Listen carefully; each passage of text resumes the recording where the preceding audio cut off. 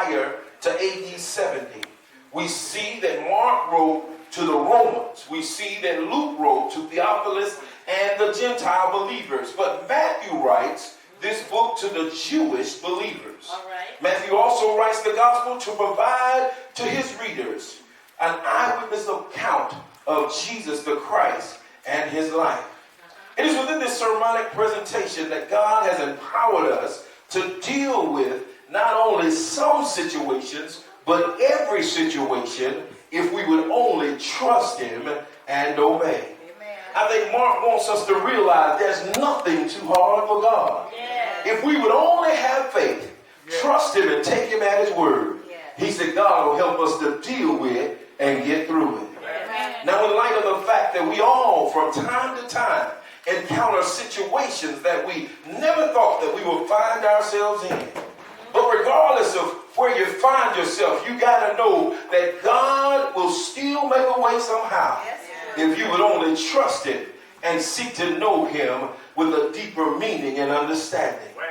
And since none of us want to miss our breakthrough or get the perfect revelation from our problematic situation, it is God talking to us now from the kingdom of heaven, saying to us, it's time to deal with your these things and your this kind.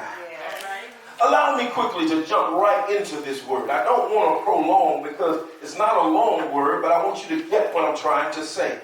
I want to jump in and address the issue, the title that I gave this sermonic presentation, dealing with your this kind, dealing with these things. What are the these things that I'm talking about? What are the this kind that I'm referencing here in the text?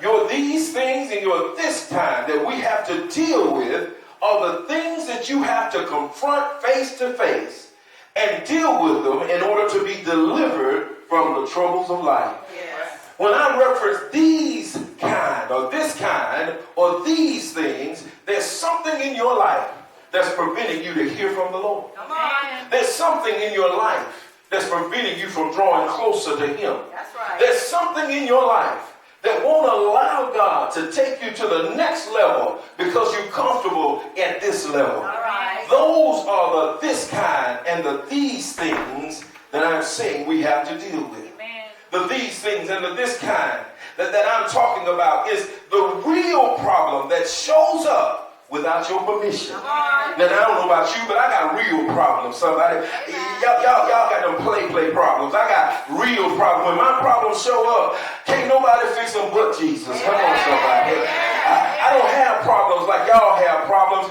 Y'all can just say a word or call somebody and your problem is fixed instantaneously. But I got to call on the name of Jesus. You got to understand. That's why I like singing that song so much. I call on the name of Jesus because he's the only one that can fix my real problem.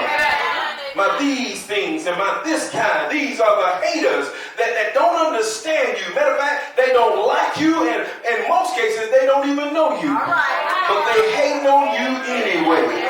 Those are your these things and your this kind. Your these things and your this kind. These are the health concerns and the health issues that just won't seem to leave you alone.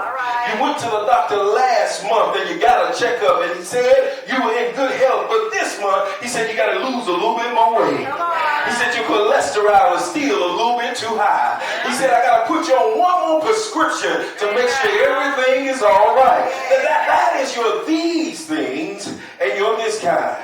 Then it may be your these things, your this kind, maybe your growing pains. The growing pains of change that you are not prepared for. Is there anybody out there who the Lord is blessing and you're beginning to grow in some areas that you asked the Lord about? But the problem with that subject that I'm giving you is that growth sometimes hurts. Okay, y'all don't want to talk to me. When you grow, I'm not talking about in your suit, your clothing. I'm talking about when you grow, it sometimes began to hurt. Why? Because if you're going to have real growth, healthy growth, sometimes God got to prune you before you can grow healthy. Come on, somebody. Let me help the church real quick. Sometimes we look around and we don't see as many people as we used to see. And we get all crazy, discombobulated with ourselves thinking that something is wrong in the church. Sometimes God says, I got to prune off a little bit in order to grow you to the next level. I got to move some out of the way to make room for others. He said, if you're really going to grow and grow healthily, I'm going to have to let some things be pruned and die off. Come on, somebody. So sometimes we have problems with growing pains of change that we're not really prepared for.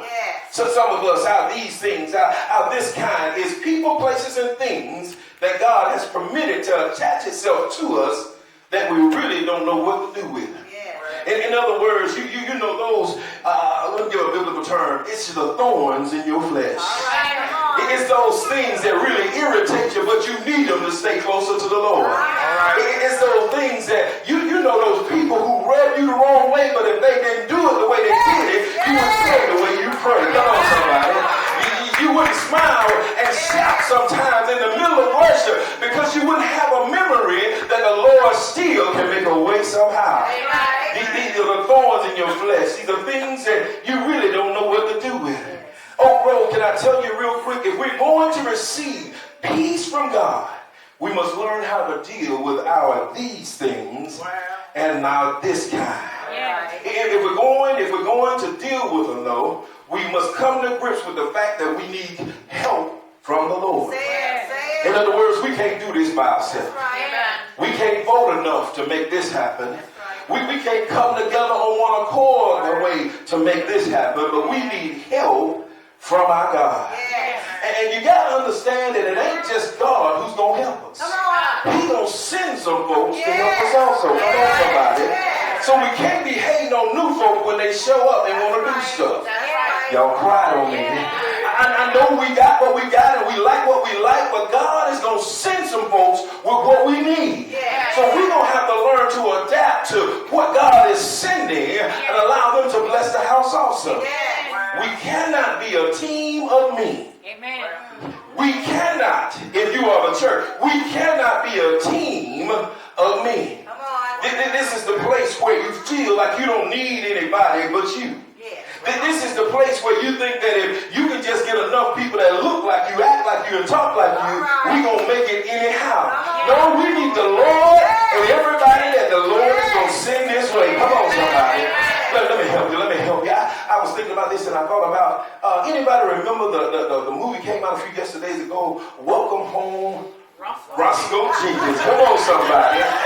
Welcome Home, Roscoe Jenkins. Martin Lawrence played Roscoe Jenkins in this movie, and he grew up in a family who basically, they were a unified family. They did everything together, but he still felt like he was ostracized, and he was put down and left aside. Why? Because his cousin had to come and live with him.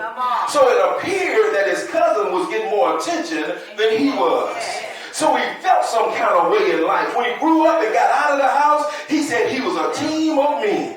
In other words, he changed his name. He became successful. He thought he had it going on. And then he had to go back home to his parents' anniversary. But he didn't know how to act when he got back home to his parents' anniversary because he had learned to be combative in his own mind.